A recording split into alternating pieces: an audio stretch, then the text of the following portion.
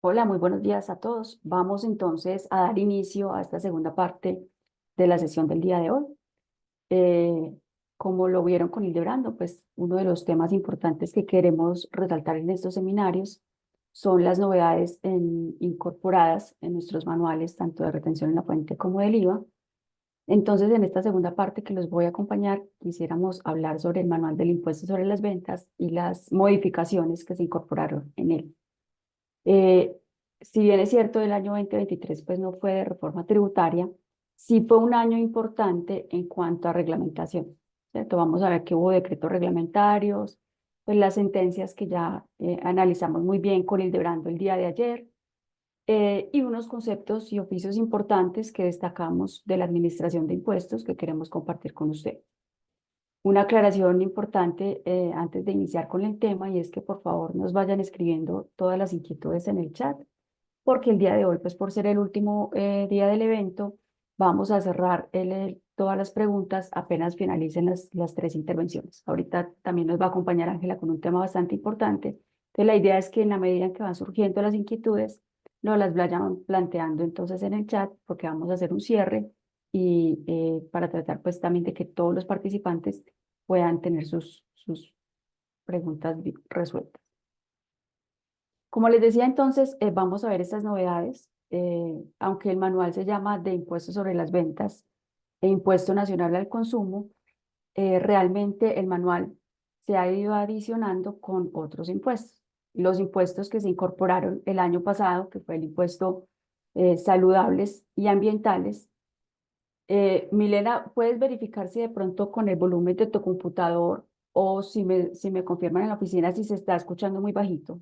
Lo que pasa es Yo la que, escucho bien. Yo la ok, Marcela, escucho la bien, estamos Marcela. escuchando muy bien. Adelante. ok, Sigue. les iba a hacer una aclaración, qué pena que del transcurso de esta semana se hizo una actualización en Zoom. Entonces, a algunas personas se les configuró el audio muy bajito, pero es por la entrada en configuración del sonido. Si ustedes pueden verificar, pues para que puedan escuchar bien, en la configuración del sonido, subir al máximo el nivel de entrada y nivel de salida, porque sí estamos teniendo inconvenientes, pero es por la actualización del Zoom, por eso algunos escuchan bien, otros no. Bueno, les decía entonces, muchas gracias. Les decía entonces que este manual también incorpora esos nuevos impuestos saludables y ambientales. Y ahí también hay novedades y hay aspectos que resaltar que vamos entonces a analizar.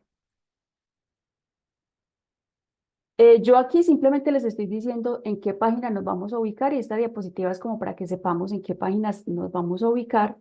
Y también les voy a estar proyectando el manual, ¿cierto? La idea es que ustedes que ya tienen el manual en la mano, vamos a ir a esas páginas que estamos ubicados y entonces vamos a resaltar y les voy a comentar por qué se incorporó esa modificación, qué fue lo que originó esta normatividad, o si es un oficio o simplemente era un comentario que queríamos adicionar.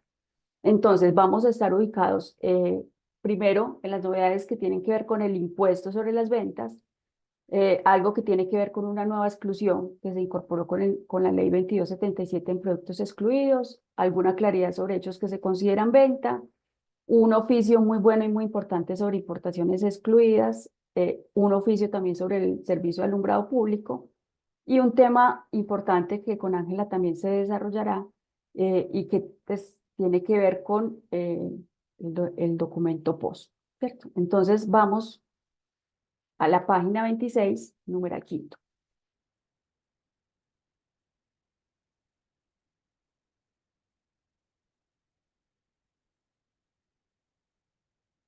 En la página 26 del manual, entonces, ¿qué tenemos? Tenemos un listado de operaciones excluidas con el IVA, ¿cierto? Entonces, tenemos unas ventas de bienes excluidos dentro del artículo 424 o en otra normatividad que no está dentro del artículo 424 del estatuto. Miren que, por ejemplo, aquí tenemos una ley, que es la ley 47, normas especiales que están dentro de la ley 1715 y el año pasado se adicionó esta nueva que está en el artículo 94 de la ley 2277.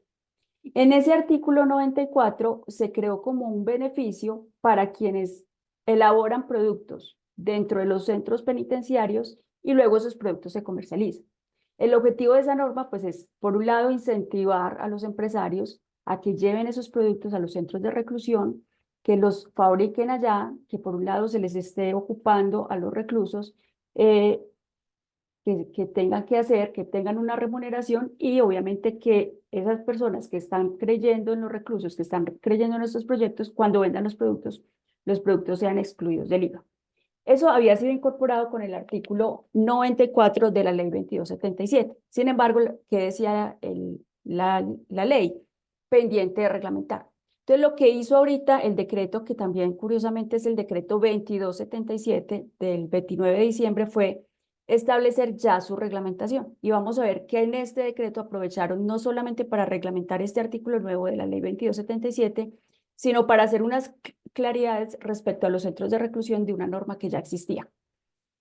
Frente a este particularmente, ¿qué dijeron? Bueno, entonces cuando se comercialicen productos que han sido elaborados, preparados, confeccionados y producidos al interior de un establecimiento de reclusión, se van a vender excluidos del IVA, pero para que opere esa exclusión del IVA, entonces tienen que ocurrir varias cosas. La primera es que se debe tener un certificado que lo emite la Subdirección de Desarrollo de Habilidades Productivas del IMPEC o demás autoridad penitenciaria. Y lo segundo es que para que se venda como excluido, el vendedor, el comercializador, tiene que poner esta leyenda en su factura, ¿cierto? Entonces la factura electrónica debe tener esta leyenda que dice que el bien ha sido elaborado, confeccionado, producido en el centro de reclusión y que está certificado por la autoridad competente. Esto pues básicamente es lo que tenemos en esta página 5 del numeral 26. Ahora, dentro del manual, al final, a partir de las páginas 254, 255, tenemos unos suplementos. En el manual del impuesto sobre las ventas e impuesto nacional al consumo, cuando incorporamos los suplementos al final, siempre incluimos la normatividad que fue expedida durante el año anterior, ¿cierto? Entonces, aquí van a encontrar tanto decretos como un acuerdo que fue expedido en el año 2023. Y ahí van a encontrar en la parte final este decreto 2277, que es del 29 de diciembre. Como les decía, con este decreto aprovecharon para tratar otros temas de centros de reclusión que no fuera solamente el artículo 94. Entonces, por eso lo tenemos en paralelo. Esto sí está en las diapositivas, no está en el manual del impuesto sobre las ventas, porque queríamos también analizar de una vez ese decreto reglamentario que está haciendo unos cambios a una ley que ya existía. Entonces, vamos a ver que este decreto ocupa como dos exclusiones en materia del impuesto sobre las ventas. Por un lado, lo que se introduce a los centros carcelarios, lo que consumen los centros carcelarios y los reclusos, y por el otro lado, lo que se vende que fue producido, elaborado desde centros carcelarios, que es el artículo 94 de la ley 2277. ¿Qué ocurría con esta exclusión? Vamos a ubicarnos primero en la que consume el IMPEC, consumen los reclusos, consumen los centros carcelarios. Hay una exclusión que está desde el año 2000 que está contemplado por la ley 633 y me permito aquí proyectarles un momentico simplemente este artículo. El artículo entonces estaba definiendo que estaba excluido del IVA y también de aranceles de importación los equipos, elementos e insumos, fueran nacionales o importados, que se pagaran directamente con el presupuesto aprobado por el IMPEC o por la autoridad respectiva, que se destinaran a la construcción, instalación, montaje, dotación y operación. Y pues también necesitaban un certificado. Entonces, ¿qué pasa con este tema que les digo particularmente con la operación del sistema carcelario? Que en cuanto a la operación del sistema carcelario, como que no era muy claro hasta dónde llega lo que se requiere para la operación de un centro carcelario. De hecho, desde hace varios años nos hemos encontrado con varios oficios solicitados por el IMPEC, por el Ministerio de Justicia, a la DIAN, preguntando sobre el alcance de estas exclusiones, ¿cierto? Porque, por ejemplo, un tema de alimentación, un tema de compras de insumos del día a día, pues la respuesta que les estaban dando es, esto no tiene que ver con la exclusión del artículo 130. Entonces, aprovechan este decreto reglamentario para hacer dos aclaraciones importantes que amplían ese campo de cuáles van a ser esos productos excluidos con el IVA. El primero de ellos entonces es que dicen que se entiende como estos productos de operación o aquellos que pueden ser considerados excluidos del IVA, esos bienes necesarios para el funcionamiento de los centros carcelarios, para el desarrollo de actividades educativas, laborales, culturales y recreativas. Entonces, si un centro penitenciario compra productos para desarrollar una actividad cultural, por ejemplo, eso hace parte de su operación y por lo tanto lo puede obtener excluido del IVA. Y un tema importante y nuevo es que dicen que también va a estar dentro de la exclusión los bienes que adquiera la población privada de la libertad en los expendios que están al interior de los centros de reclusión. Es decir, ya no es solamente directamente el IMPEC el que tiene el derecho a la exclusión, sino también la población privada de la libertad cuando compra en esos puntos que están ubicados dentro de las cárceles que les permiten pues comprar bienes al interior del centro.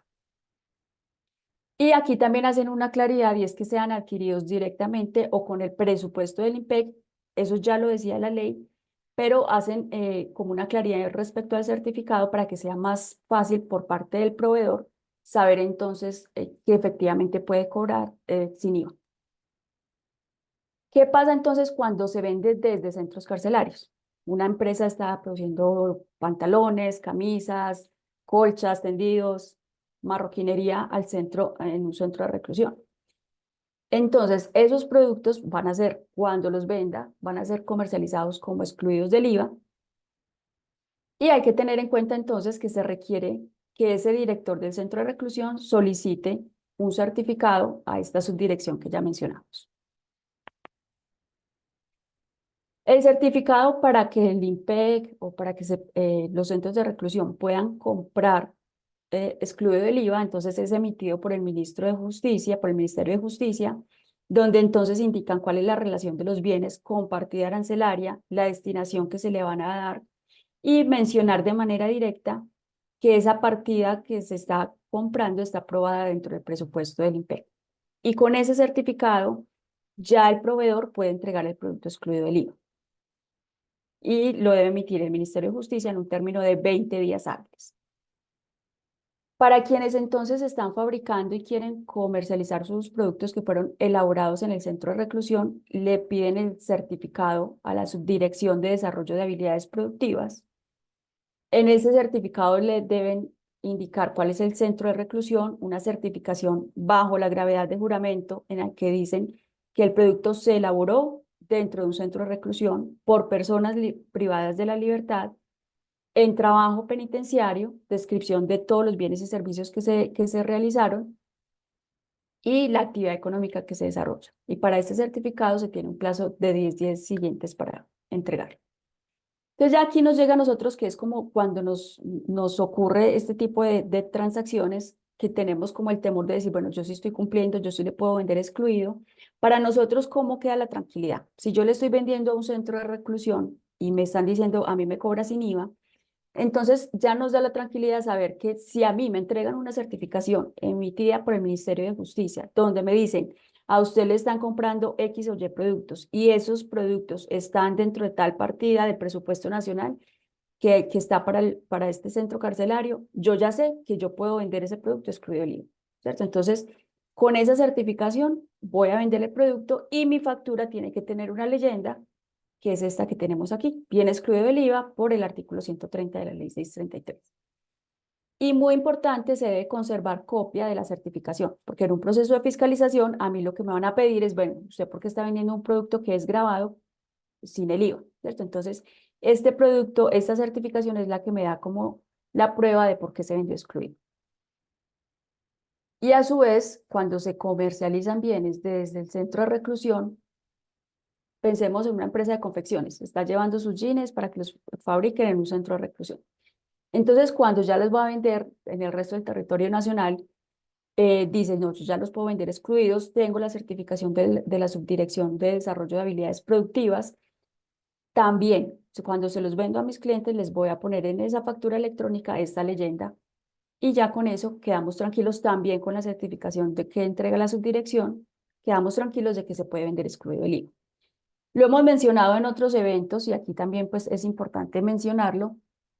Las exclusiones en IVA realmente no son un beneficio tributario, ¿cierto?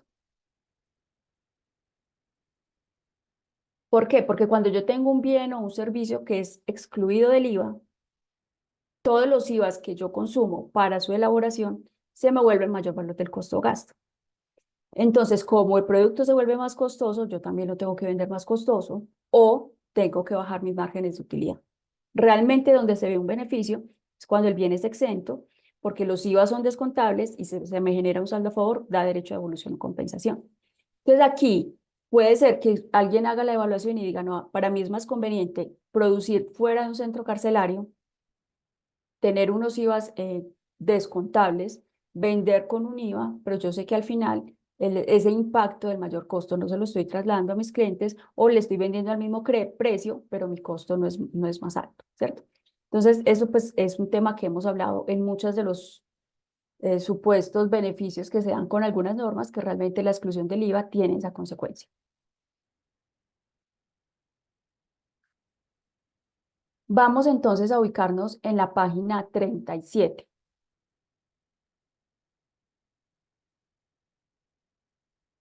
del manual del impuesto sobre las ventas.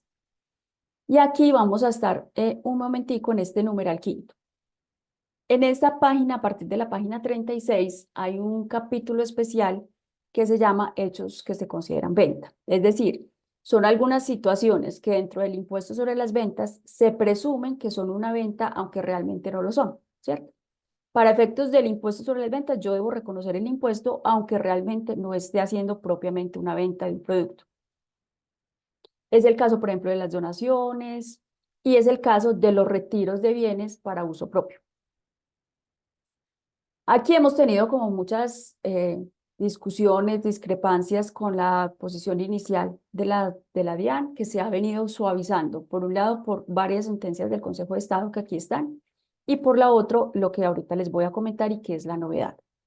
Entonces, ¿qué pasa? Que la norma dentro del artículo 421 establece que el retiro de bienes corporales, muebles e inmuebles que están grabados con el IVA, cuando lo realiza el responsable, sin importar si fueron comprados o producidos por él mismo, para utilizarlos como activo fijo o como costo gasto, son un hecho que se considera venta. Es decir, yo produzco unos uniformes y a su vez de ese inventario que yo tengo de uniformes, los voy a retirar para mis empleados. Entonces los voy a retirar para tenerlo como un costo gasto de dotación. Lo que me dice la norma es, como ese es un producto que usted vendería y que es grabado con el IVA, cuando lo retire es como si se hubiese vendido a usted mismo y por lo tanto en ese momento se genera el IVA aunque no haya propiamente una venta. Entonces nosotros lo que decíamos era, bueno, listo, pero entonces, ¿qué pasa si yo ese uniforme se lo hubiera comprado a un tercero? Tendría un costo gasto con un derecho a un descontable. Perfecto, yo le voy a reconocer a usted el IVA generado, pero también tengo derecho a un descontable porque es un IVA que estoy consumiendo y que está relacionado directamente con costos o gastos y con una operación grabada. Ahí era la primera discusión que teníamos y entonces la DIAN decía, no, usted no puede tener un generado y un descontable, solamente es el generado porque si no me está llevando a un efecto cero. Por allá a partir del 2019, 20 y 21 se conocieron muchas sentencias en las que ya hubo pues un precedente jurisprudencial y en el cual el Consejo de Estado dijo no, este retiro de inventarios y este hecho que se considera venta va a ser únicamente cuando el bien que yo esté retirando se esté incorporando a una actividad que no esté grabada. Es decir, yo estoy retirando para incorporarlo en una actividad excluida o no sometida. Porque si yo estoy retirando para incorporarlo a otra actividad nuevamente grabada, pues entonces se van a netear porque me dan derecho al descontable, ¿cierto? Entonces aquí ya es un antecedente muy importante que tenemos ya hace 3 años. Otro tema nuevo entonces es este concepto, es una doctrina de la DIAN emitida en el 2023 que era como otro punto de discusión. Y es con respecto a esas compras que se hacen de bienes que no son propios para entregarlos a los empleados, por ejemplo, y que no hacían parte del inventario. Entonces, este es el caso, por ejemplo, de una empresa que a sus vendedores les da unos incentivos por ventas, pero no se los da en dinero, sino que compra ciertos productos y se los entrega a los vendedores. Entonces, ¿ellos qué estaban haciendo? Pues tenían el costo o el gasto con un IVA descontable o el IVA totalmente o mayor valor del costo-gasto, pues dependiendo de cómo tuvieran que tratarlo, y luego se los entregaban a los vendedores. Habían conceptos anteriores que decían, no, esto es un retiro, se está retirando unos bienes para entregárselos a sus trabajadores para llevarlos como costo gasto, entonces tuvo que haber un momento en el que se generó el IVA, ¿cierto? Entonces, este concepto, ya que es de junio del 2023, es muy bueno porque dice entonces que con respecto a esos retiros de productos, no se genera IVA siempre y cuando los bienes entregados no hagan parte del inventario del pagador. Es diferente si yo lo produje, si yo estoy retirando de mi inventario de esos productos que si los vendería fueron grabados con el IVA, a si yo fui a un tercero y simplemente compré un costo, pues un producto que para mí va a ser costo gasto y que tengo derecho a un descontable, ¿cierto? Entonces aquí este concepto también es bien importante. Vamos entonces a ubicarnos en la página 46 del manual del IVA.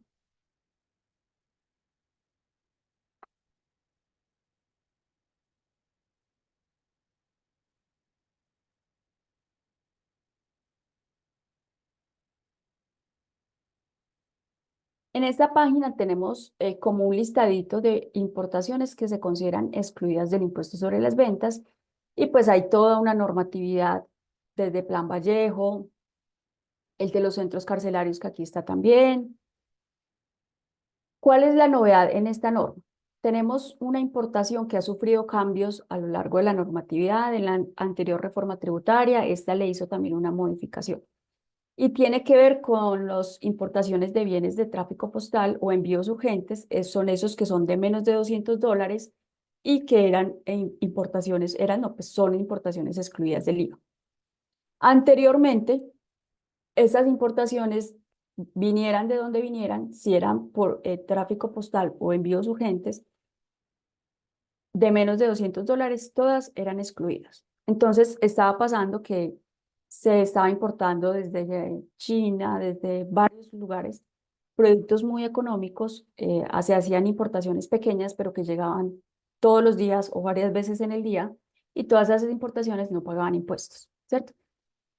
Se hizo luego un cambio en la anterior reforma tributaria, y en la anterior reforma tributaria se dijo no, únicamente va a estar excluido con el IVA cuando esas importaciones provengan de un país con el cual Colombia haya suscrito un TLC. Y luego se modifica bueno, y que procedan de ese país. Entonces, por ejemplo, cuando ya se hizo ese cambio en la normatividad, nos dimos cuenta que con el único país que se haya suscrito un TLC en el que se hubiese mencionado específicamente esa importación era Estados Unidos. Entonces tenía que ser que yo le compre a Estados Unidos y que la mercancía provenga de Estados Unidos. Si yo le estaba comprando a Estados Unidos, pero procedía desde China, como se utiliza hoy por hoy con casilleros virtuales, no aplicaba la exclusión tampoco. Ahora, nuevamente, con la ley 2277 se hizo un cambio en estas importaciones. Entonces se dijo, la importación será excluida eh, de acuerdo con lo establecido en cada acuerdo de libre comercio. Y esta exclusión no aplica cuando las importaciones tengan fines comerciales, eso es importante mencionar. La exclusión no cobija únicamente importaciones originarias de países con los cuales Colombia ha suscrito TLC. Ese es el cambio que se hizo a partir del 2023 y que está ratificado entonces con este concepto de noviembre del 2023 de la DIAN. El cambio que le hizo la ley 2277 a este nuevo artículo es que no importa si yo le estoy comprando a Estados Unidos, pero el proveedor original está desde China, desde Japón, desde República Dominicana. Si el paquete proviene desde Estados Unidos, se aplica la importación excluida. ¿Sí? Ya no me obligan a que el paquete tiene que provenir también del lugar de donde se suscribió el TLC.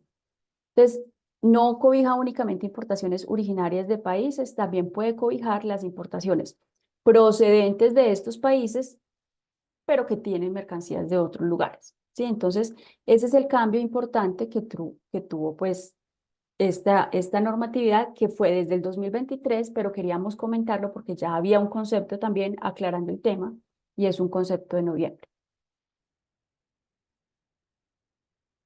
Vamos a la página 59 que tiene que ver con servicios excluidos del IVA. Desde la página 56, ustedes van a encontrar todo un listado de los servicios excluidos del IVA del artículo 476 y otros que están por fuera en otras leyes, en otra normatividad, con análisis de lo que dicen conceptos unificados, de otros conceptos, con muchas aclaraciones que es importante que ustedes cuando tengan dudas sobre un servicio excluido, vayan a esta página porque realmente van a tener muchas claridades. Una de ellas entonces tiene que ver con los servicios públicos. Aquí también hubo un cambio con la ley 2010. Anteriormente la norma establecía que lo único que era excluido eran los servicios públicos de energía, acueducto y alcantarillado. Luego se hizo un cambio en la redacción, en la ley 2010, donde quedó la exclusión, los servicios públicos de energía, la energía y los servicios públicos de energía a base de gas u otros insumos. Con este cambio en la redacción, entonces, la DIAN cambió su posición que había incorporado en unos conceptos desde el 2017, que la posición era decir, el servicio de alumbrado público no está incluido entre la exclusión, porque el servicio de alumbrado público no es un servicio público domiciliario. Y hasta antes de ese cambio, la ley 2010, los únicos servicios públicos que estaban excluidos eran específicamente los domiciliarios, ¿sí? Entonces ya ahorita, con este cambio en la redacción, con este cambio que se hizo con una ley 2010, dicen, no, el servicio público, el servicio de alumbrado público, al ser un servicio inherente al servicio de energía, está excluido. Y estas modificaciones que introdujo la ley 2010 extendieron las exclusiones para los servicios de alumbrado público, aun cuando no sean domiciliarios. Entonces, este también es una aclaración importante porque si bien es cierto, muchas empresas por interpretación ya lo tenían pues claro, existía todavía el temor de que seguían vigentes estos conceptos de años anteriores. Bueno, aquí es un tema importante que tiene que ver con el IVA, también tiene que ver con costos y deducciones, que tiene que ver con procedimiento, es todo lo que es el sistema de facturación y lo que se nos está creciendo el sistema de facturación. Vamos a ir entonces un momentico a la página 127.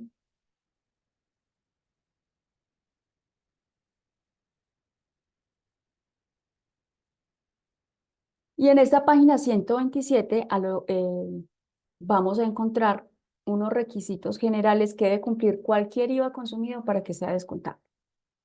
A ver, partamos de un hecho y es que no cualquier IVA que se consume va a ser directamente descontable, ¿cierto? Y en páginas anteriores, a partir de la página 115 del manual, ustedes van a encontrar ese análisis. Entonces, por ejemplo, si yo estoy consumiendo un IVA que se relaciona de manera directa con la prestación de un servicio excluido, ese IVA directamente es mayor valor del costo gasto. Si yo, por ejemplo, alquilo una vivienda, un apartamento, y lo tengo por agencia y la agencia me cobra una comisión, esa comisión que tiene IVA está relacionada de manera directa con la prestación de un servicio excluido, porque el alquiler de vivienda es excluido. Entonces, la comisión no es prorrateable, no es descontable, toda es mayor valor del costo gasto. ¿Sí? Pero si yo tengo IVAs que consumo para estar relacionados de manera directa con una operación grabada, porque vendo productos grabados, porque presto servicios grabados, esos sí son descontables. Entonces, ese es como el principio fundamental. Ahora, si consumo un IVA, pero se mezcla, porque es un gasto administrativo, pensemos un servicio de telefonía administrativa, que está relacionado con operaciones grabadas, exentas, excluidas, porque mi empresa, por ejemplo, vende productos excluidos, vende banano a nivel nacional, pero también exporta y eso es una operación exenta. Entonces, ese IVA es cuando se lleva el prorrateo, ¿cierto? Cuando está relacionado indirectamente con todas las operaciones. Esos principios son fundamentales para saber si un IVA es descontable o no descontable, pero no es suficiente con esa relación. Hay unos requisitos de tipo formal que igual yo tengo que cumplir para que un IVA sea descontable. Entonces, por más que esté relacionado de manera directa con una operación grabada, si yo no cumplo con todos estos puntos que miremos que son 19 puntos, no puede ser tomado como descontable. Por ejemplo, que esté soportado con una factura, con un documento equivalente, que lo esté tomando entre la oportunidad correspondiente, que coincida el periodo del que me lo descuento con el periodo de declaración, tengo la oportunidad de tomármelo en el periodo en que se cause o hasta 3 bimestres más, o en el cuatrimestre o hasta un cuatrimestre más. Que el pago se haya canalizado a través del sistema financiero. Ayer Hildebrando nos mencionaba el artículo 771-5 y eso no es solamente para costos y deducciones, sino también para impuestos descontables. ¿Cuál es la novedad entonces aquí? Esto pues queda dentro del manual para que ustedes revisen todos estos requisitos. La novedad realmente está en este punto. Si recordamos, hubo un corte en el que nos dijeron, no, el documento POS ya no es válido para el comprador. Entonces, si usted tiene un IVA consumido y le soportan con tirilla POS, usted comprador tiene que ir a pedir que le cambien por una factura electrónica de venta. Eso sigue operando porque estamos como en esta transición, pero con la resolución 165, que fue la que modificó el anexo de facturación el 1.9 y va a implementar el documento equivalente electrónico, que ya Ángela nos va a comentar que hubo un cambio en el calendario de implementación.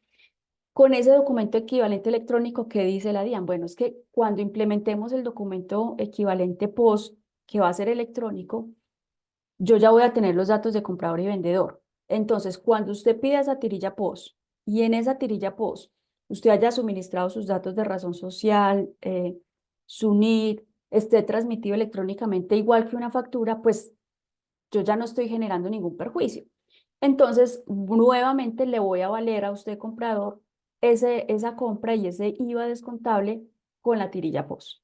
Pero ojo, siempre y cuando sea con documento equivalente electrónico, que todavía no ha empezado como la obligatoriedad porque corrieron los plazos, y siempre y cuando en esa tirilla POS se esté identificando al comprador. Porque si yo voy y no quiero dar mis datos, o no me los preguntaron y yo tampoco los di, y sale con el NIT 222, ¿cierto? Entonces, eso no es válido para soporte de costos y deducciones. Entonces, aquí la claridad era para que sepamos que cuando empiece ese documento equivalente POS, también ya vuelve a ser válido.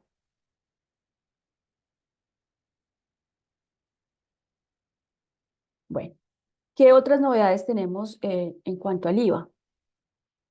La claridad del descuento en IVA en activos fijos reales productivos, ayer lo mencionamos con Hildebrando, hoy le hacemos otra vez el comentario. Por fin se corrigió un error que venía desde hace varios años en cuanto a la periodicidad del periodo gravable en el IVA y las 92.000 VT. Se actualiza el impuesto a las bolsas plásticas y pues el suplemento que les comentaba. Entonces vamos a ir a la página 137.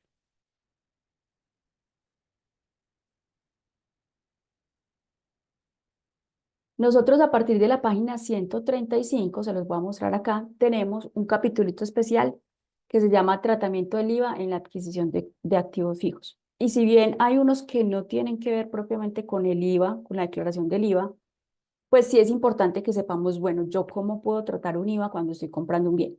Entonces, ahí van a ver los 4 tipos de tratamientos que puede tener el IVA de un activo fijo. Hay un tratamiento general que puede ser como deducción, como lo establece el artículo 115, como mayor valor del activo. Y hay 2 tratamientos especiales que son como descuento tributario, el descuento tributario en renta por IVA, pero específicamente de activos fijos reales productivos, que es el artículo 258-1, y un tratamiento súper especial que es descontable en IVA, que es solamente para exploración de hidrocarburos costa afuera. La novedad para este año entonces está aquí, en el descuento tributario en renta por el IVA en la compra de adquisición de activos fijos reales productivos. Ayer lo mencionaba pues Hildebrando y básicamente lo que pasó fue que habían varios conceptos de la DIAN, estos conceptos que están acá, en los que la DIAN decía no. Miren que la norma habla que es descontable de renta el IVA pagado en la adquisición, construcción o formación de importación de activos fijos reales productivos y que podía ser descontable en el año en que se efectúe su pago o en cualquiera de los periodos grabables siguientes. Así dice la ley, así dice el artículo 258-1. La DIAN estaba interpretando, no, puede ser en cualquiera de los periodos grabables siguientes, pero todo. O sea, puede que usted haya pagado el bien hoy y no lo puedo tomar, y son 100 millones de pesos de IVA. Entonces, listo, no se lo tomó hoy, pero en el 2024 se lo tiene que tomar los 100 millones de pesos. No me puede tomar 50 y en el otro año 30 y en el otro 20. Es decir, no se puede fraccionar el beneficio. ¿Por qué? No, ellos interpretaban que porque en cualquiera de los periodos grabables siguientes tenía que ser todo o nada, pero que no se podía fraccionar. Entonces ya lo que hace la sentencia del Consejo de Estado es decir, no, la norma en ningún momento impidió fraccionar y el contribuyente tiene ese derecho y no se le puede quitar. Entonces, eso es importante, esa es la sentencia 26344 en la que se establece y ya da tranquilidad. Si bien nosotros nunca compartimos el concepto y con las revisiones que hacemos con nuestros clientes les decíamos, no, usted se lo puede tomar fraccionado o total como le convenga. Miren que ahorita con tasa mínima de tributación, con empresas que están generando pérdidas, pues uno muchas veces dice, o porque quiero alcanzar un beneficio de auditoría, uno muchas veces dice, no, yo no me voy a tomar todo. Ahorita me tomo 30, mañana me tomo 20 y no hay ningún problema. En el periodo gravable, entonces, ¿qué tenemos? Ahí teníamos como una confusión. La norma define el periodo gravable bimestral o cuatrimestral, ¿cierto? Y uno de los puntos para el periodo gravable bimestral es que ay, perdón, aquí se me fue mal la página, creo que es la 142, sí.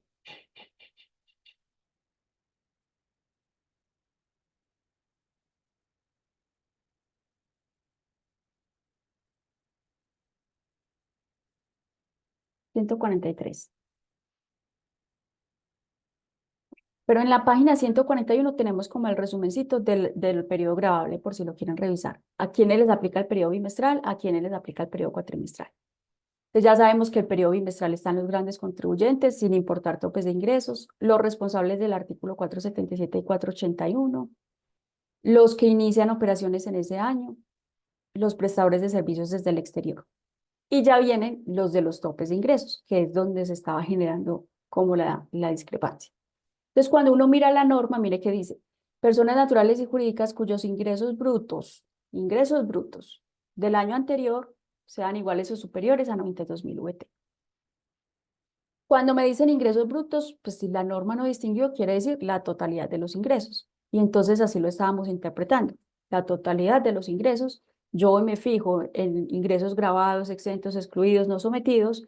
Si me dan más de 92.000 VT, el periodo es bimestral y si no, cuatrimestral. Habían unos conceptos de la DIAN en los que el 3 de agosto se había dicho, no, los ingresos que se van a tener en cuenta para el tope, para determinar el cómputo de las 92.000 VT, únicamente son los ingresos provenientes de actividades grabadas y exentas. No tenga en cuenta para este cómputo excluidas y no sometidas. Pero luego el 10 de agosto, es decir, 7 días después, eso fue en el año 2021, sale otro oficio en el que decía, no, son la totalidad de los ingresos porque el artículo 600 habla de ingresos brutos. Y los decretos de plazos, que son estos artículos de los decretos de plazos, decían en el periodo bimestral operaciones exentas y grabadas y en el cuatrimestral decían ingresos brutos. Entonces, aumentaban más la confusión, porque teníamos clientes que nos decían, bueno, si yo miro el parágrafo del periodo bimestral, como me dice que son solamente las operaciones, perdón, son las solo operaciones grabadas exentas, yo no cumplo el 92.000. Pero si yo me voy al periodo cuatrimestral que me dice que sume todos los ingresos, yo supero los 92.000, entonces como que quedo en un limbo. Por esa diferenciación, por esa confusión, nosotros dijimos, vámonos por lo armónico, que es el artículo 600, que dice operaciones brutas, ingresos brutos y sumamos todo. Pero ya a partir de este nuevo decreto de plazos y con este último decreto que salió hasta marzo 7 del 2022, se unificaron como criterios, tanto en el decreto de plazos que es del gobierno nacional, como en el oficio de la DIAN, se estandarizó en que para determinar el cómputo de las 92.000 VT únicamente se tengan en cuenta operaciones eh, grabadas y o exentas.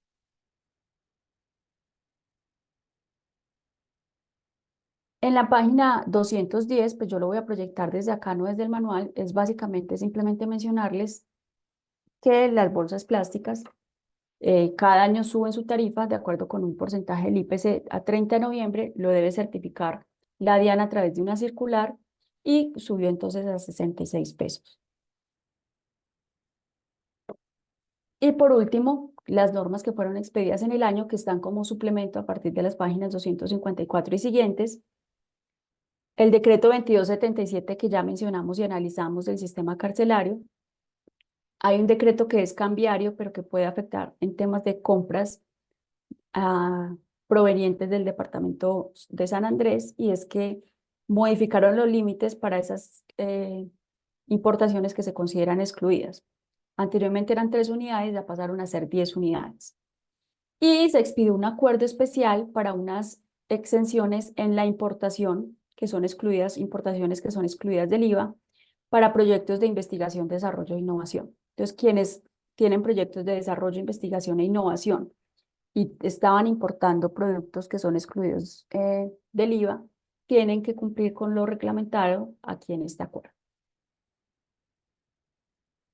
Esto en cuanto a estos dos impuestos. Vamos entonces a mencionar plásticos de un solo uso, impuesto a las bebidas ultraprocesadas azucaradas y el impuesto a los comestibles ultraprocesados.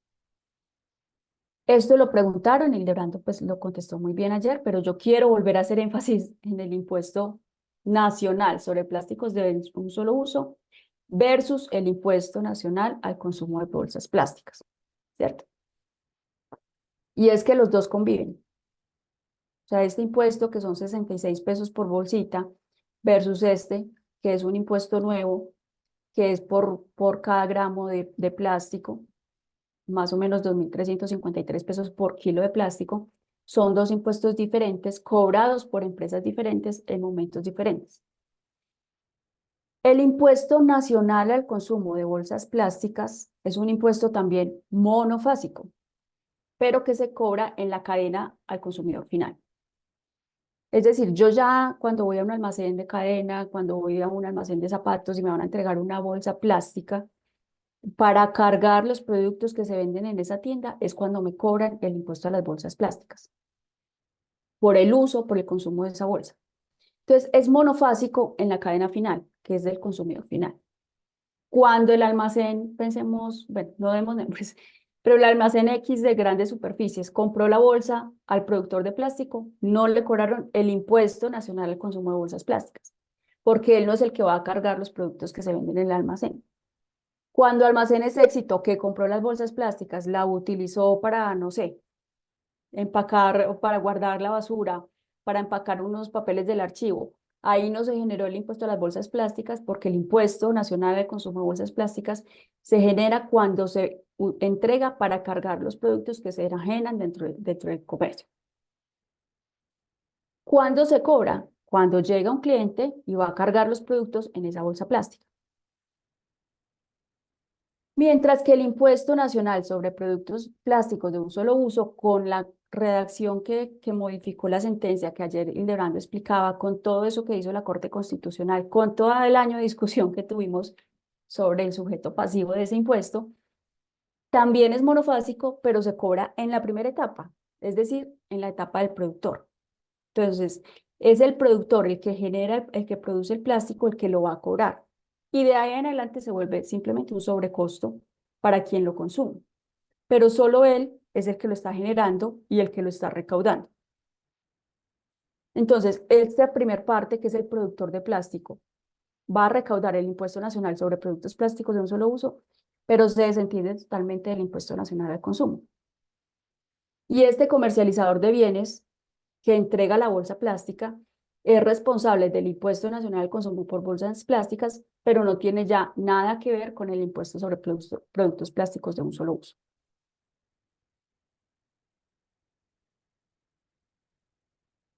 Simplemente como para recordar, como todos los elementos que están entre las páginas 217 a 220 del manual del IVA y que tienen que ver con este impuesto. Lo primero es que nos dicen que el hecho generador es la venta, el retiro y o la importación para uso propio de estos productos plásticos. Hay unas exclusiones que ya vamos a mencionar. Hay como 15 exclusiones que están dentro de una ley especial, que es una ley de tipo ambiental, que el impuesto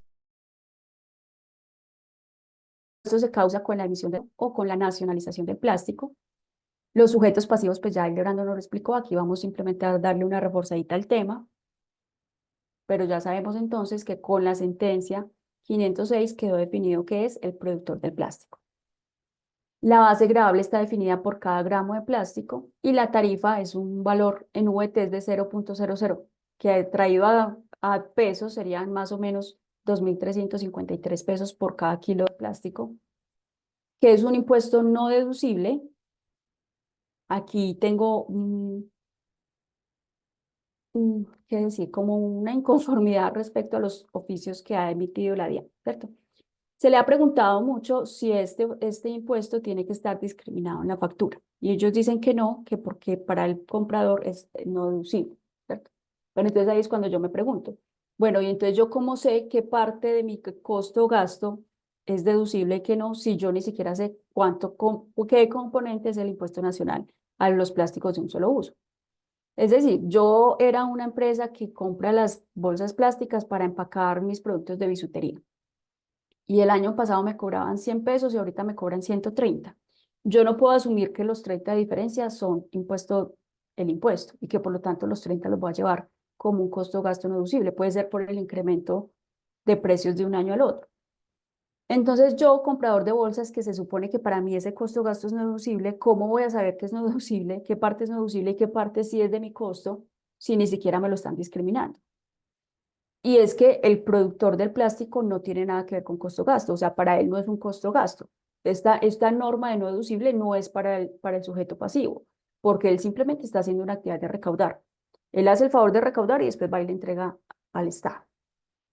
Ese es como un tema que veo pues que su aplicación es poco fácil si no se discrimina el impuesto. Ya se estableció un formulario para declarar, que es el formulario 330, y la declaración se presenta anual.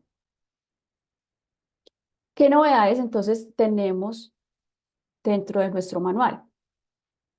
Vamos un momentico a la página 218.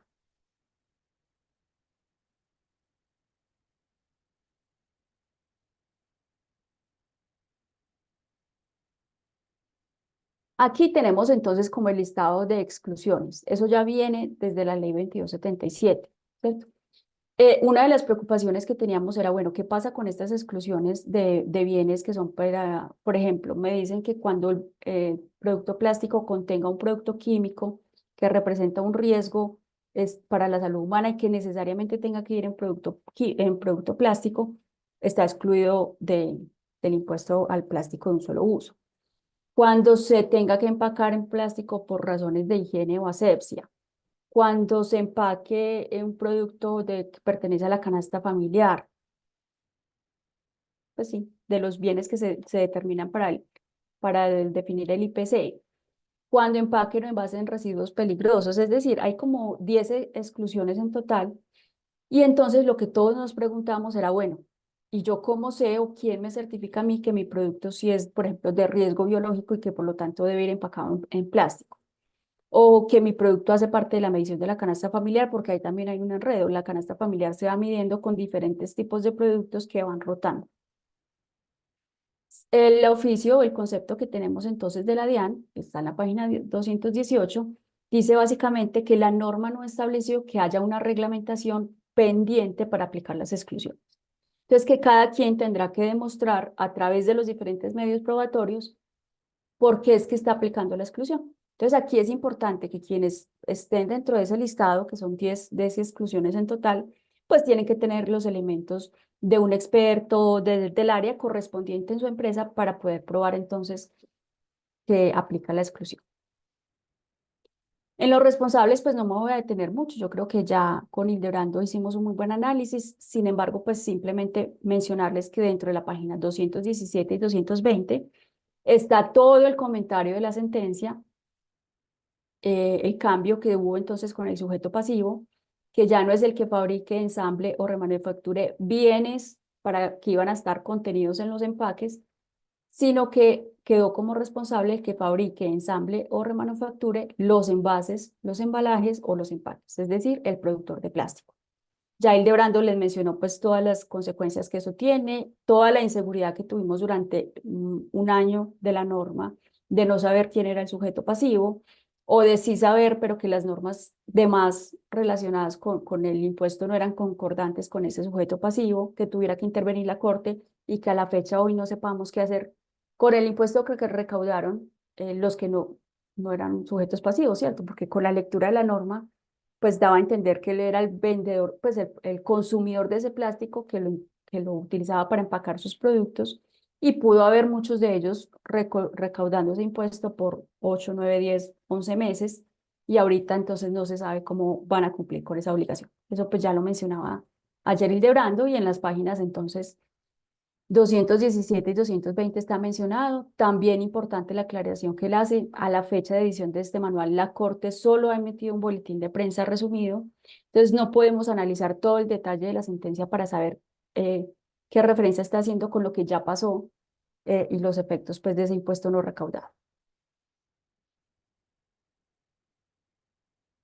En otras disposiciones que está en la página 220, pues estamos mencionando primero que la declaración del 2 años 2022 y 2023 hay plazo para presentarla hasta el 23 de febrero, que es el 17 día hábil, y para los demás periodos la declaración va a ser presentada el 10º día hábil de febrero del año siguiente. Y por último, vamos entonces a hablar de los impuestos de bebidas azucaradas y productos comestibles ultraprocesados.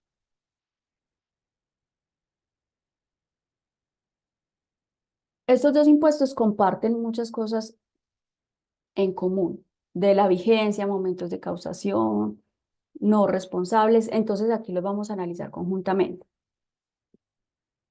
Elementos que comparten. Los dos entraron en vigencia a partir del 1 de noviembre del 2023. Los dos se causan en el mismo momento, con la fecha de la factura o entrega del bien, con el retiro para uso propio o con la nacionalización en el caso de importación. No se causa cuando el bien se exporte o cuando se retire para donarlo a un banco de alimentos.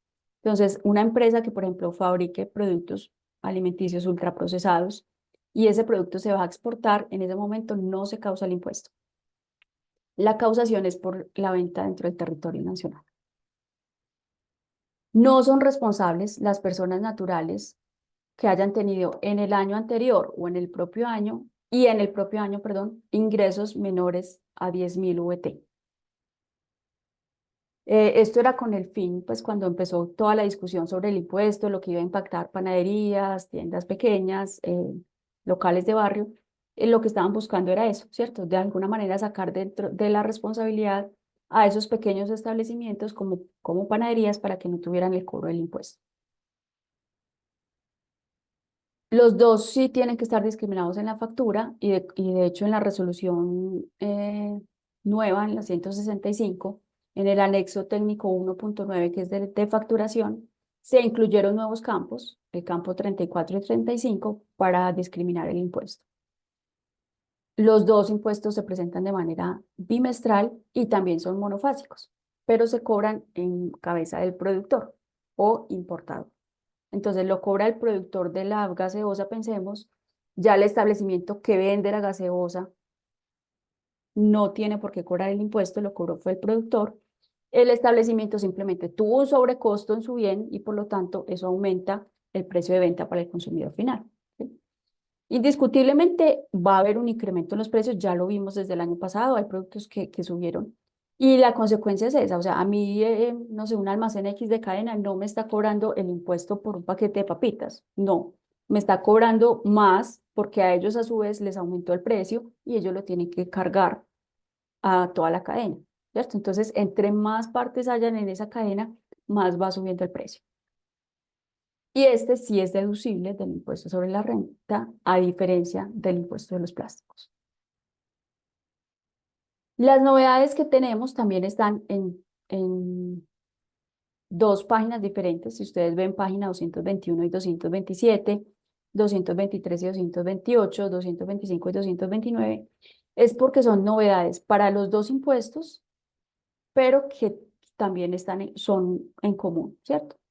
Entonces las voy a proyectar acá, pues saben que la encuentran en el manual en esas páginas. Yo simplemente lo estoy proyectando para no estarme moviendo de un lado al otro. Esta claridad importante con respecto a los servicios de bares y restaurantes, y es que en el concepto general sobre impuestos saludables de la DIAN, que el último revisado fue en noviembre 1, se estableció que los servicios de bares y restaurantes no se encuentran dentro de los hechos generadores, que lo que genera el impuesto es la venta de productos. Pero cuando se está entregando dentro de un servicio de restaurante, no se cobra el impuesto. Y dice, sin embargo, es de anotar que si en el servicio de restaurante su prestador retira de inventarios una bebida ultraprocesada o un producto comestible ultraprocesado que no hubiera estado sometido a imposición previamente por los impuestos saludables, se generará el impuesto. Esto ocurre cuando yo soy un prestador de servicios de restaurante, pero a su vez también tengo la producción de bienes, productos comestibles o bebidas azucaradas.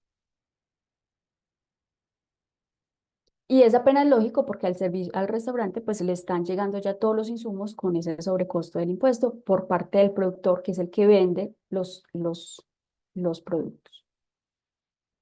Hubo un cambio pues en los responsables por el tope de las 10.000 VT, se actualiza entonces a 470.650.000 para el año 2024. Y recordemos entonces que tiene que ser persona natural y con cumplimiento del tope para ser clasificado como no responsable. Todas las personas jurídicas que cumplan con estos hechos generadores sí van a ser responsables del impuesto. Y por último, en unas resoluciones que son las 11336 de diciembre 29 del 2023, se prescribió el formulario para ambas obligaciones. Bebidas ultraprocesadas azucaradas es el formulario 335 y para comestibles es el formulario 340. Dentro del material de trabajo, nosotros les entregamos una plantillita, permítanme por acá, sí, es esta plantillita, elaborada por Alexandra, por su firma Valores y Tributos, y pues que nos ha autorizado emplearla también en diferentes eventos. Con esta plantillita es importante que ustedes hagan el filtro para saber si son responsables o no responsables, ¿cierto? Y esta plantilla pues tiene, por ejemplo, estas tablitas que les sirven mucho de guía a las áreas encargadas para saber si el producto clasifica o no clasifica como grabado con este impuesto. Entonces miren que, por ejemplo, yo tengo que saber la partida arancelaria de mi producto, ubicarme aquí y saber, bueno, estos productos constituidos por componentes de leche van a estar grabados, pero no está grabado el arequipe y o el dulce de leche. A los embutidos sí están grabados, pero no el salchichón, mortadela y butifarra, ¿cierto? Entonces, este listado, tanto en bebidas como en comestibles, les va a servir mucho para ubicar eh, la, el impuesto o no. ¿Qué hacemos entonces? Decir, bueno, ¿soy persona jurídica o no? Porque si no soy persona jurídica, sino natural, entonces voy a mirar si cumplo con el tope de 10.000 VT en el año anterior o en el propio año para saber si soy responsable. Si no supero el tope de 10.000 VT, quiere decir que no soy responsable y no debo cobrar el impuesto. Si soy mayor a 10.000 o de entrada soy persona jurídica, pues tengo que seguir analizando la plantilla. Tiene productos, en el caso de bebidas ultraprocesadas, su producto tiene azúcares añadidos. Sí, sí, entonces continúo diligenciando. Si tengo un producto, una bebida, pero que no tiene azúcares añadidos, sino que, por ejemplo, solo tiene eh, elementos que no tienen un aporte de edulcorante, entonces no cumplen con el hecho generador. Se elabora la bebida de manera independiente, se vende el bien independiente o hace parte de una prestación de servicios. Se vende independiente, porque si hace parte de la prestación de servicios, ya vimos que eso no cumple con el hecho generador. El hecho generador es la venta de bienes y no la prestación de servicios. Ubico la partida arancelaria, porque como vimos, la partida arancelaria es la que me define si entonces está o no está dentro del listado de productos grabados. Si está en la lista, voy a analizar si está excluida o no excluida, ¿cierto? Ustedes vieron por allá las noticas, excluido el arequipe, excluido la butifarra, la mortadela, en el caso de bebidas, las aguas no saborizadas ni endulzadas. Si no está excluida, voy a mirar entonces si esa bebida supera el tope en cuanto a grados añadidos. Si supera los topes, quiere decir que sí soy responsable. Si no supera, no sería responsable. Entonces, miren todo el listado que hay que hacer, pues yo aquí se los estoy proyectando, pero la plantillita los va a ir guiando, ¿cierto? Pensemos que yo diga, no está en la lista, no, si está excluida, entonces me va a decir, no soy responsable. Y con eso ustedes ya pueden definir primero si son o no son responsables y segundo, cuál va a ser el impuesto, ¿cierto? Aquí simplemente pues tenemos como un ejemplito de una bebida, se hace la conversión, entonces la tabla nutricional nos dice cuánto es el aporte en azúcares por cada 100 mililitros. Resulta que la bebida está en un empaque de 160 mililitros, el contenido total de azúcar son 32 gramos, quiere decir que sí está grabado, el contenido en unidades por cada 100 mililitros es de 1,6, el contenido en gramos por cada 100 mililitros es de 20, y entonces me va a definir cuál es el impuesto para los 3 años. Para el año 2024 sube pues la tarifa. Y en alimentos ultraprocesados, pues se hace la misma depuración. Si el bien se vende independiente o no, se pone la partida arancelaria, si está en la lista o no está excluido, y si se superan los topes, que sería esta. Y los impuestos aquí, las tarifas no son por cada gramo, o sea, no son un valor fijo por gramos, sino que son un 15% del precio de venta a partir del 2024 y del 20% en 2025. Como ven, pues la plantillita lo que busca es de manera muy sencilla ubicarlos un poquito porque sí teníamos muchas dudas cuando surgió este impuesto, de revisar, bueno, dónde están las exclusiones, qué puedo mirar de las exclusiones.